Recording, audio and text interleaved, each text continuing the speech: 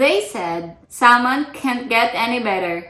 So I added garlic, butter, and coconut milk. Now my kitchen smells like heaven.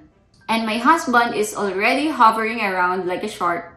Hey foodies! Chef Ati here, a wife who loves to feed her husband, and today I'm bringing you garlic butter coconut salmon.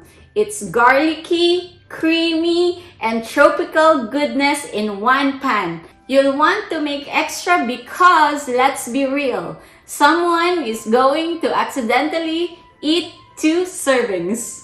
Here's what you'll need for this creamy, dreamy salmon adventure. 2 salmon fillet, half teaspoon paprika, half teaspoon chili powder, salt and pepper, 2 tablespoon olive oil, 3 tablespoon butter, 4 cloves garlic, 1 small onion, half cup coconut milk, 1/4 cup heavy cream or more coconut milk if you're dairy-free, 1 tablespoon Dijon mustard, 2 teaspoon lemon juice, 1 tablespoon chopped parsley, shredded or toasted coconut for garnish. First, pat the salmon dry because soggy fish is a no-no. Then season with paprika, chili powder, salt and pepper. Give it a good massage like you're convincing it to taste amazing.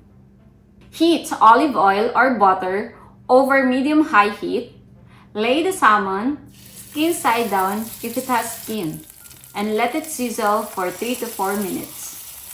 Flip carefully and cook the other side for another 3 to 4 minutes until golden. Then, set it aside.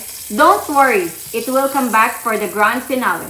Lower your heat to medium, melt that glorious butter, toss in garlic and onion, and saute for about 1 minute until your kitchen smells like heaven.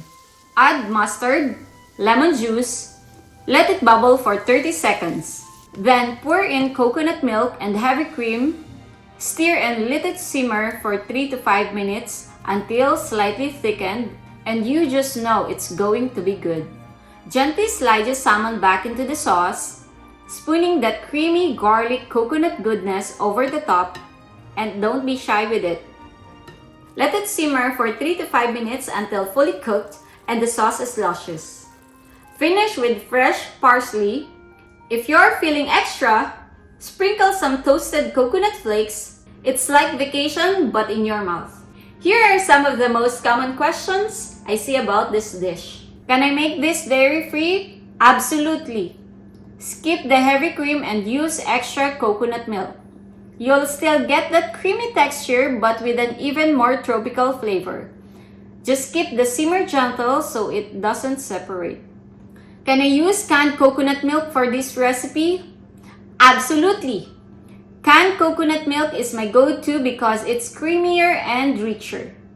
Just shake the can before opening to mix the cream and liquid, but if you have a fresh coconut milk, that would be best and better. If you prefer a lighter sauce, you can use coconut milk from a carton, but it won't be as luxurious. My salmon always sticks to the pan. What should I do? The key is heat and patience.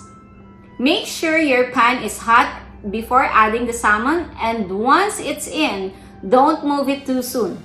It will release naturally when it's ready to flip. Can I use other fish instead of salmon?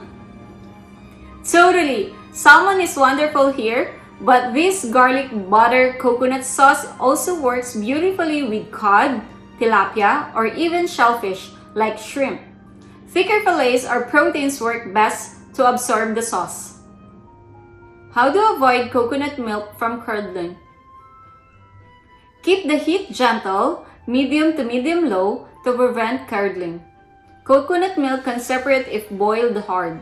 Also, stir occasionally and only add lemon or acidic ingredients right at the end to keep the sauce silky. Any tips on choosing good coconut milk? Go for full-fat, canned coconut milk.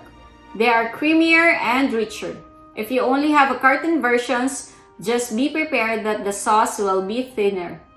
But like what I said, the fresh coconut milk is best. How do I reheat leftovers without drying out the salmon? Pop them back into the pan with a splash of extra coconut milk or sauce and gently reheat over low heat, just enough to warm through without drying the fish. If you made it this far, thank you, foodies! Click like, comment, and subscribe for more easy dishes made with love. And if you're in the mood for another treat, watch next!